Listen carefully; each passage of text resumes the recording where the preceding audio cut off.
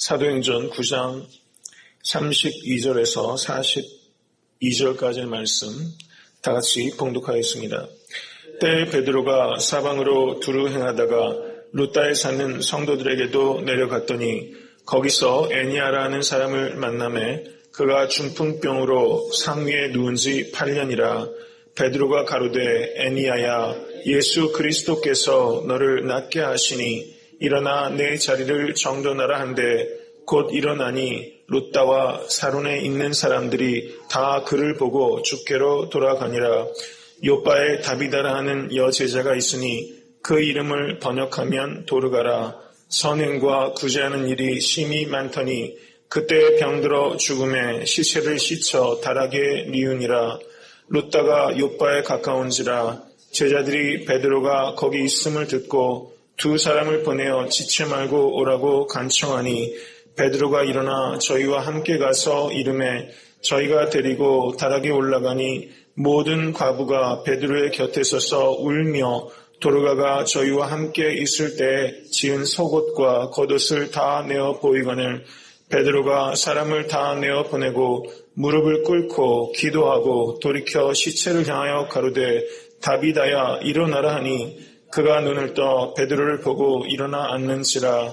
베드로가 손을 내밀어 일으키고 성도들과 과부들을 불러들여 그의 산 것을 보이니 온 요빠 사람이 알고 많이 주를 믿더라. 아멘. 베드로 사도가 사방으로 두루 행하다가 루다에 내려갔습니다. 거기 내려갔더니 애니아라는 중풍병 걸린 지 8년 된 사람을 만나게 됩니다. 마가복음 2장 1절에서 12절을 보시면 내 친구에 이끌려온 중풍병자가 생각납니다. 9장 34절에서 베드로 사도는 애니아야 예수 그리스도께서 너를 낫게 하시니 일어나 내 자리를 정돈하라 이렇게 담대하게 말했습니다. 예수 그리스도께서 이 말은 베드로의 겸손함을 나타내는 말입니다. 너를 낫게 하시니 여기서 너를 낫게 한다 이 성경 원어는 현재 시제가 사용되고 있습니다. 지금 바로 이 자리에서 너를 낫게 하신다. 이것은 베드로의 담대함을 말하고 있는 것입니다. 예수 그리스도께서 내가 아니라 예수 그리스도께서 모든 능력의 원천은 예수 그리스도로 말미암은 것입니다. 이와 같이 겸손함과 담대함이 있는 신앙이 성숙한 믿음인 것입니다. 겸손함과 담대함을 가지고 하나님께 간구할 때 그 기도에 능력이 있는 것을 믿으실 수 있게 되기를 간절히 바랍니다. 예수 그리스도께서 너를 낫게 하시니 일어나 내 자리를 정돈하라. 이 말씀은 마가복음 2장에서 예수님께서 2장 11절에 내 상을 가지고 집으로 가라 하시니 그가 곧 일어나 곧 상을 가지고 모든 사람 앞에서 나아가거늘 예수님의 선포와 닮아 있습니다. 스승의 말을 배우는 제자의 말을 여기서 우리가 볼 수 있는 것이죠. 그럴 때 9장 35절에 루다와 샤론에 사는 사람들이 다 그를 보고 주께로 돌아가니라 라고 말하고 있습니다. 베드로가 예수 그리스도께서 너를 낫게 하시니 라고 겸손하게 그러나 담대하게 기도했기 때문에 주께로 베드로에게로 이끌리는 것이 아니라 주께로 이끌리는 것입니다. 우리가 무슨 일을 해도 나는 가리우고 오직 예수 그리스도만 드러내실 수 있게 되기를 간절히 바랍니다. 성숙한 사람이면 사람일수록 자기는 안 보이고 오직 예수 그리스도만 보이게 되는 것입니다. 정말 애틀랜타 섬기는 교회는 범사에 예수 그리스도만 보이고 사람은 가리워지는 그런 교회가 될 수 있게 되기를 간절히 바랍니다. 나를 가릴 때 그 사람이 주께로 돌아오게 되는 것입니다. 이제 36절을 보시면 다비다라고 하는 여제자가 나타납니다. 그리고 그 이름을 번역하면 도르가라 이렇게 성경은 말하고 있습니다. 여기에서 요바는 바로 앞에 있는 루다로부터 약 10마일에서 11마일 정도 떨어진 도시입니다. 텔아비브라는 도시 아시죠? 텔아비브. 여기 요바가 현재 텔아비브입니다. 그런데 여기서 다비다라는 이름은 히브리 말입니다. 그리고 그리스어로 이 다비다가 도르가입니다. 근데 이 뜻이 가젤이라는 뜻입니다. 가젤이 뭐죠? 그 영양이죠. 노루. 그래서 이 돌산 같은데 아주 가늘고 긴 다리로 이렇게 얼마나 아름답게 뛰어다닙니까? 그 가젤이라는 그 이름이 바로 이 다비다. 그리고 그리스어로 도르가입니다. 참 예쁜 이름입니다. 그런데 이 여인은 이름뿐만 아니라 그 삶이 하나님 앞에 참으로 예쁜 사람이었습니다. 그는 선행과 구제하는 일이 심히 많았다 이렇게 말하고 있습니다. 여기서 9장 36절을 보시면 이 다비다를 여제자라고 말하고 있습니다.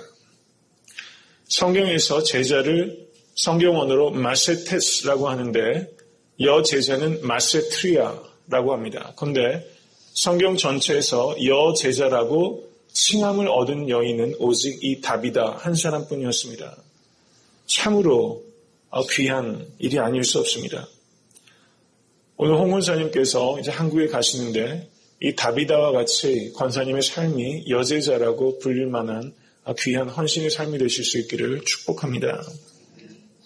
이 여인은 9장 39절을 보시면 돈이 많았던 여인은 아니었던 것 같습니다. 이 여인은 어떻게 다른 사람들을 도왔는가? 이 여인이 바느질로 다른 사람의 속옷과 겉옷을 만들어주던 사람이었습니다. 많은 사람들이, 특별히 많은 가난하고 외로운 과부들이 이 다비다가 지어준 속옷과 겉옷을 입었던 것입니다. 그런데 이 다비다가 그때 병들어 죽었다고 말하고 있습니다. 저는 이 말씀을 묵상하면서 혹시 주변에 가난하고 헐벗은 과부들이 얼마나 많이 있었겠습니까? 혹시 그들을 위해서 속옷과 겉옷을 지어주다가 너무 과로하여서 죽지는 않았을까? 한번 이런 생각도 해보게 됩니다. 그래서 많은 과부들이 그가 병들었을 때 심히 애통하고 그래서 11마일 떨어진 루다에 베드로가 있다는 소식을 듣고서 급히 두 사람을 보내서 지체 말고 오라고 말했습니다. 그랬더니 9장 39절을 보시면 베드로가 일어나 저희와 함께 갔다고 말하고 있습니다. 부활하신 예수 그리스도를 만나고 성령의 충만함을 받기 이전에 베드로는 이렇게 다른 사람들의 필요에 민감한 사람이 아니었습니다. 날 때부터 소경된 자를 보고서도 저가 소경된 것이 네 죄로 인함이오니까 이렇게 다른 사람의 아픔에 둔감했던 베드로였습니다. 그렇지만 지금 이 장면을 보면 베드로가 얼마나 어려움 가운데 있는 사람들의 민감한 필요에 반응하고 있는지를 살펴볼 수 있는 것입니다. 우리 역시 주변에 어렵고 힘든 자들이 많이 있습니다. 우리도 베드로처럼 그들의 필요에 민감한 마음을 가지실 수 있게 되기를 간절히 바랍니다.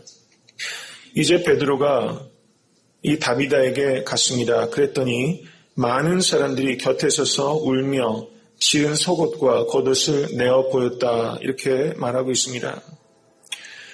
우리가 다른 사람들을 도울 때 내가 가진 것이 너무 없어서 내가 할 수 있는 일이 너무 없어서라는 핑계를 가지고 선행과 구제를 하지 못할 때가 참 많이 있습니다. 그런데 오늘 본문에서 이 다비다라는 여인을 보면 우리가 내가 없는 것을 볼 것이 아니라 내가 가지고 있는 것, 내가 할 수 있는 것으로 다른 사람을 도울 수 있다는 것을 깨닫게 됩니다. 바느질하지 못하는 여인이 어디 있겠습니까? 그런데 그 바느질을 통해서 이웃의 속옷과 겉옷을 만들어주는 사람은 오직 다비다 한 사람이었다는 것이죠. 저는 오늘 본문 말씀을 통해서 내게 있어서 바느질이 무엇인지를 깊이 묵상하시는 여러분과 제가 될 수 있게 되기를 간절히 바랍니다. 내게 없는 것을 가지고 도우라고 말씀하시지 않습니다. 내가 할 수 있는 바느질, 그것을 통해서 다른 사람에게 지어줘야 할 겉옷과 속옷이 무엇인지 깊이 생각하시는 여러분과 제가 될 수 있게 되기를 간절히 바랍니다. 이제 9장 40절을 보시면 베드로가 무릎을 꿇고 기도하고 돌이켜 시체를 향하여 다비다야 일어나라. 어떠세요? 다비다야 일어나라 이 말씀을 보니까 마가복음 5장에서 예수님께서 야이로의 죽은 딸, 12살 난 죽은 딸을 보면서 소녀야 일어나라 달리다금 그 말씀이 생각나죠. 예전에는 다 깨닫지 못했지만 시간이 지나고 성숙해지고 사람이 속이 차면 그 가르침들이 다 살아나는 것입니다. 그래서 스승이 했던 말과 행실을 그대로 본받게 되는 것이죠. 정말 우리가 본을 보이는 것이 얼마나 중요한가를 다시 한번 깨닫게 됩니다. 저가 무릎을 꿇고 기도하였더니 죽은 시체가 어떻습니까? 다시 일어나 앉았다고 기록하고 있습니다. 9장 41절을 보시면 베드로가 손을 내밀어 일으키고 이 장면도 예수님께서 12살 난 소녀를 달리다금하고 일으키실 때 그냥 말씀만 하시지 아니하시고 손을 내밀어 잡으시고 먹을 것을 갖다 주라고 하셨거든요. 이렇게 마음이 따뜻한 사람은 늘 스킨십이 있는 겁니다.